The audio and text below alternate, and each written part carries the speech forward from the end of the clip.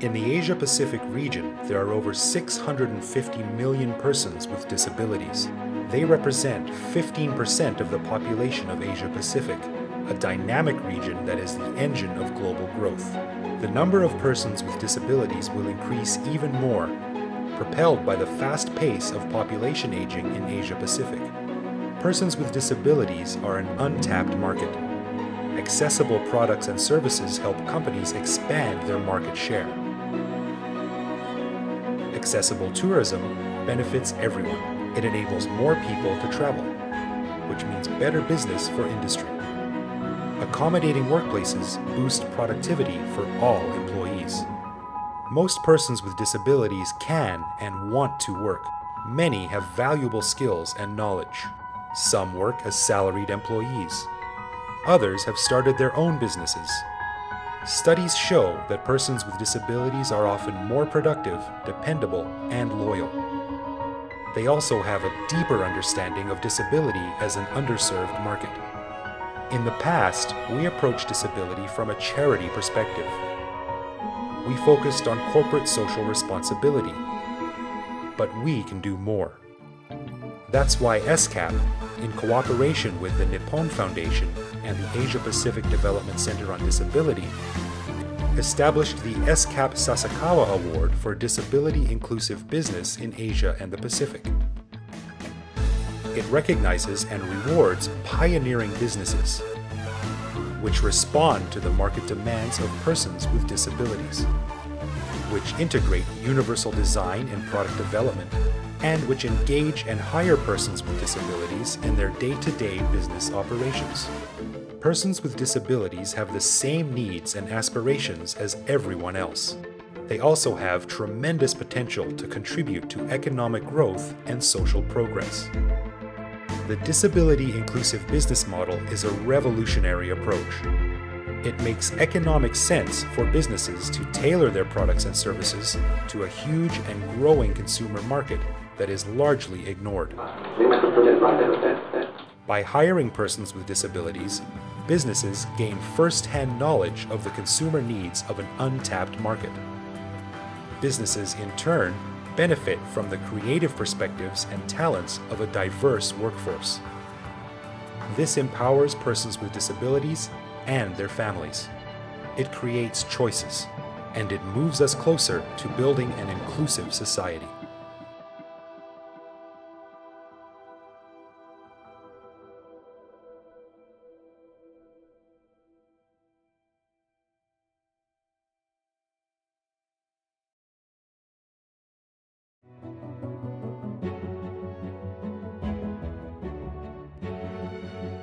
In the search for talent and growth opportunities, some businesses are blazing a trail for others to follow. Guest services, how can I assist you? In 2013, the first call for the ESCAP Sasakawa Award garnered nominations across Asia and the Pacific. So I think this project is very important to, first of all, create that awareness that there is something that businesses can engage themselves into using their resources. It could be the inspiration for many organizations to follow the example. The award honored 3 winning companies in the region for their unique approaches to integrate persons with disabilities in their day-to-day operations. It's a very proud moment for Wipro. A leader in the field of IT, Wipro took home the award for Best Multinational Company. What we have been trying to do really is to make sure that we create an inclusive environment, and through that environment provide an equal opportunity to more and more number of persons with disabilities to build meaningful careers as differentiated from doing a job. The Holiday Inn Singapore Orchard City Centre recognized a golden opportunity to reduce unemployment. I'm extremely delighted to receive this award on behalf of the team. The hotel is the winner of the 2013 ESCAP Sasakawa Award for a national company. We started this whole program where the people with disabilities get an opportunity to work. We've had 0 attrition rate. So we don't have to retrain staff again and again, and that saves costs for us. We are benefiting from it as much as they are benefiting. And for excellence in entrepreneurial business, Trash to Cash shined brightly. What I have found amongst people with disability is a desire to succeed. What I wanted to do was something that would permeate deeper into their lives, and also find a way in which it would change society, to look at people with disabilities differently. With a cash prize to expand to new cities, Trash to Cash will continue to grow with the help of its creative talent. In the Asia-Pacific region, persons living with disabilities are 15% of the population. That's 650 million people. If persons with disabilities become active workforce in the business world, then we are active taxpayers. We also have buying power, and we buy more, we consume more, and so we drive the economy ourselves. This award honors businesses that make persons with disabilities a part of the economy, as workers, as consumers, and as business owners.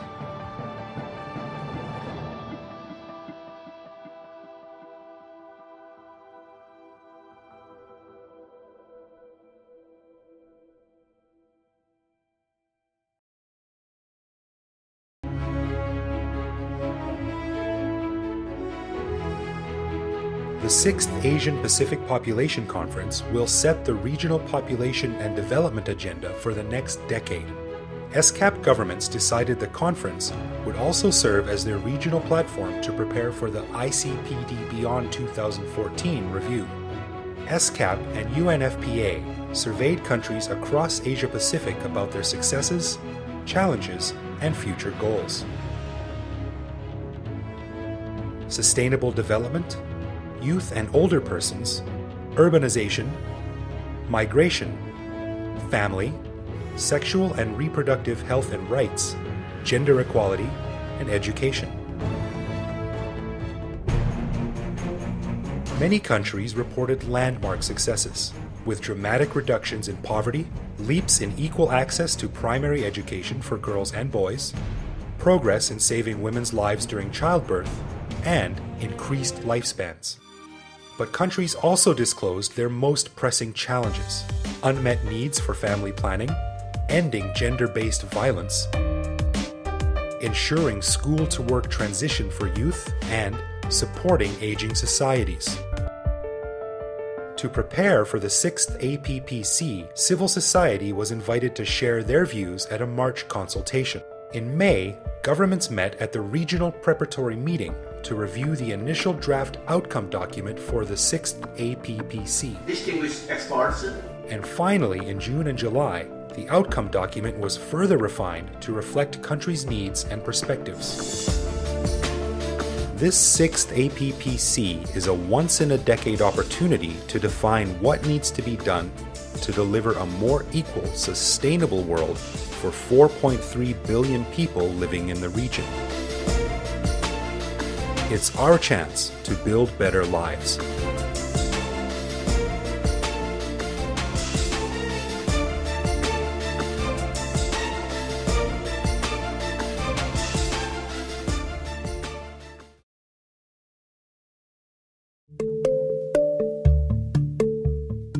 Across the Asia-Pacific region, women are stepping out of the shadows and breaking their silence. Violence against women is one of the most widespread violations of human rights, passed on through generations, sanctioned by the silence of witnesses, impunity of perpetrators, and society's denial of women's equal rights. From acid attacks. If the law had been there before I was attacked, I firmly believed he wouldn't have dared do that.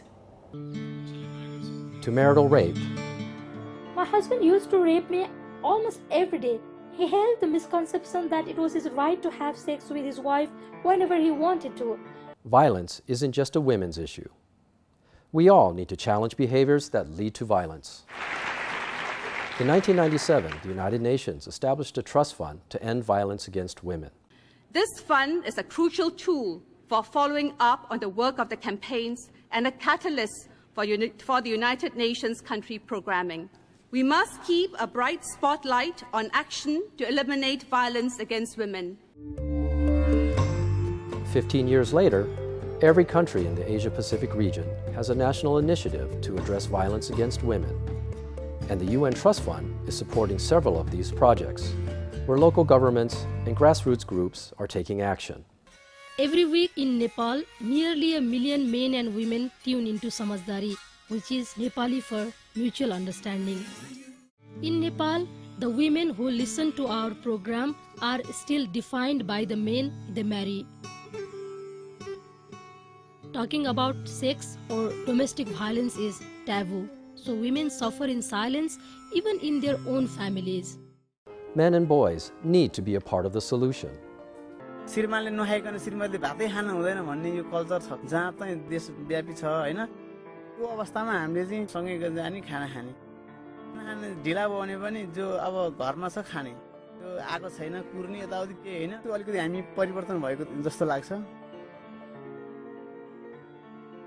मलाई कुनै ठाउँमा पनि जान ओर्न यताउति रोकटोकको वञ्चित कहिल्यै काहीँ केही गर्नु स्वतन्त्र छोड्नुहुन्छ उहाँले मलाई आर्थिक रूपमा कुनै दबाब दिनुहुन्न छोरै आना समझदार नै हुनुहुन्छ.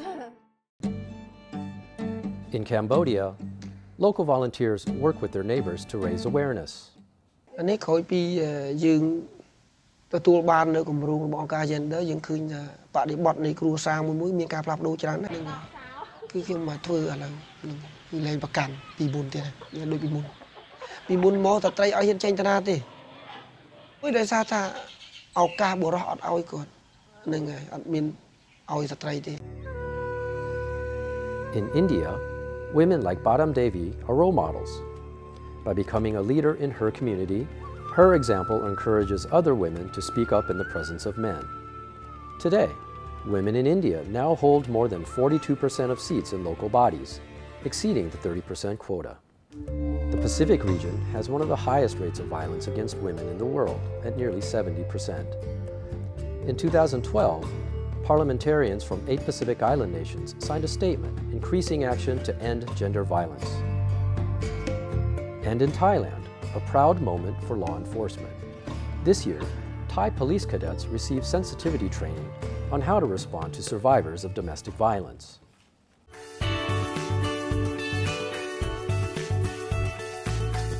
Also this year in Bangkok, young leaders from all over the world met at the Global Unite Youth Forum. Wow. This Global Unite Youth Forum has been so inspiring. When we talk about violence against women, we also try to dig deeper and, promote values such as, if I were to respect myself, I could respect another human being.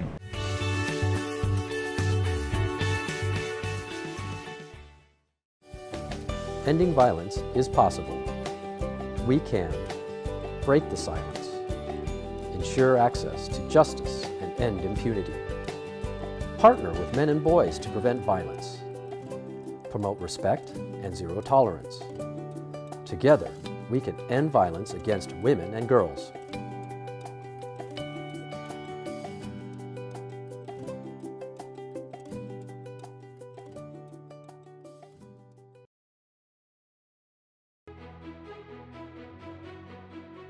Two partners, United Nations ESCAP and Goldman Sachs, team up to explore a possibility for women.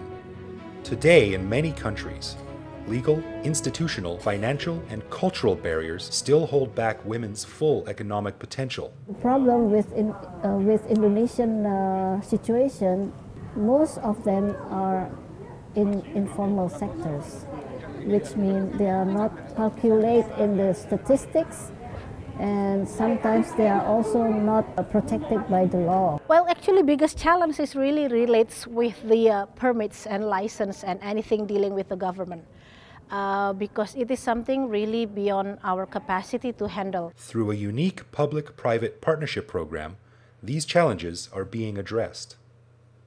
The development of women in Malaysia is a journey towards placing its women in their rightful place in society. This program aims to create a supportive legal and policy environment for women's entrepreneurship in Asia Pacific. We must ensure that these commitments don't remain confined to the pages of planning. National research was conducted in China, India, Indonesia, and Malaysia. Then, national consultations were held with the government, private sector, community groups, and entrepreneurs themselves to find solutions. Working side by side in groups, participants came up with concrete strategies to support women's economic participation. The topics that cover today is mind-blowing to me because from A to Z, meaning the 4 groups that do the sharing, we are covering from policy to engagement to activities. The consultations considered ways to innovate business by women. We visited 4 entrepreneurs at their workplaces to get a better idea of what inspired them.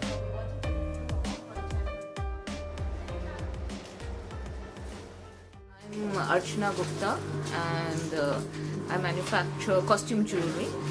So you're in my production unit. For Archana's company Touchstone, weddings are big business. During the service itself, the bride might be wearing gold, but before and after in the many functions, she requires elaborate jewelry. She says many women are steered away from business by their own families. In India, it's not simple. It's difficult to do business. It's difficult for men, it's difficult for women. I think it's very important to start thinking bigger. Seema Jindal Jajodia started Nourish Organics 4 years ago. This is my first business. I was very passionate about health and food in general. Having cancer survivors in her family led her to start her business in health food. We're introducing this yummy pad thai noodles, which is actually not noodles at all. It's made with zucchini. What was the first hurdle Seema had to overcome? Being a housewife with no business experience.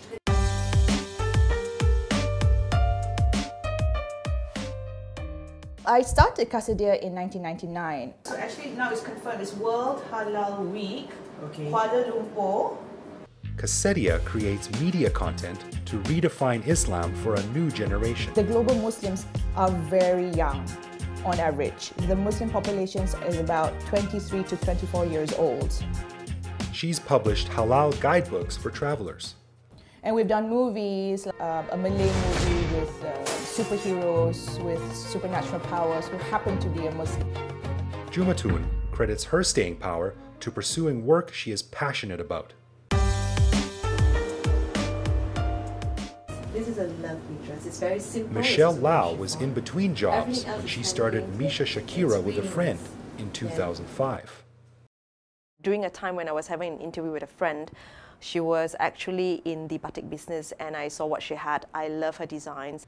And after getting a microcredit loan at a government bank, from a 300 square feet retail, we moved to a 4,000 square feet manufacturing and office. What I do, I find it very fulfilling because not only do we get to preserve, we get to express ourselves creative work. Being able to get a loan has made it possible for Michelle to pursue her dream. Our journey to empower women now brings us to the regional forum in Beijing. Our goal here is to share the findings and craft a regional strategy to enhance women's economic empowerment, one that will open doors to finance and market, assets and resources, and business education and training. China is moving fast on this front. Since 2009, the government has rolled out over $20 billion in interest-free loans, kickstarting businesses for nearly 3 million women across China. The regional forum will show how we can empower women through the right policies and programs. For mothers and sons, fathers and daughters, women's vision for full inclusion in their country's growth is a shared future for us all.